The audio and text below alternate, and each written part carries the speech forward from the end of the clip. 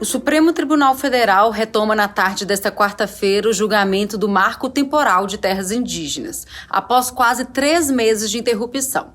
A última vez que a Corte analisou o tema foi no começo de junho, quando o ministro André Mendonça pediu vista, ou seja, mais tempo para análise e assim decidir seu voto. Mas afinal, o que é marco temporal? O marco temporal é uma tese jurídica que altera os critérios para a demarcação de novas terras indígenas e interfere até na política de isolamento de grupos que não tiveram ou não têm contato frequente com outras partes da sociedade.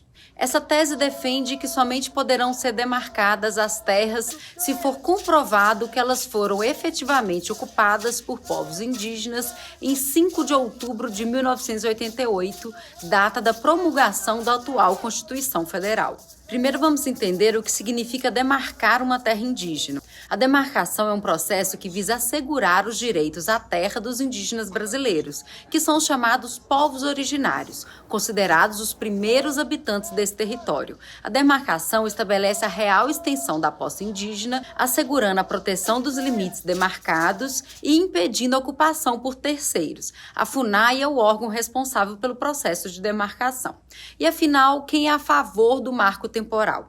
Os ruralistas são os principais interessados em aprovar o marco temporal e modificar a política de demarcação de terras indígenas. Aqui chamamos de ruralistas não os moradores ou pessoas que atuam no meio rural, mas sim os grandes produtores rurais e latifundiários que defendem políticas de estímulo ao agronegócio e criticam as legislações ambientais e a reforma agrária. E quem é contra o marco temporal? Indígenas e ambientalistas acreditam que a aprovação do marco temporal prejudica tanto os direitos dos povos indígenas quanto a proteção do meio ambiente no Brasil. Fala-se que, se aprovado o novo marco temporal, os povos indígenas ficarão mais vulneráveis a invasões, podendo ser expulsos de terras onde vivem e ainda vão enfrentar maior dificuldade para demarcar novas terras. Outro ponto importante que a demarcação de terras indígenas tem levantado é a garantia de preservação ambiental. Sem a demarcação, as terras ficam mais suscetíveis ao avanço indiscriminado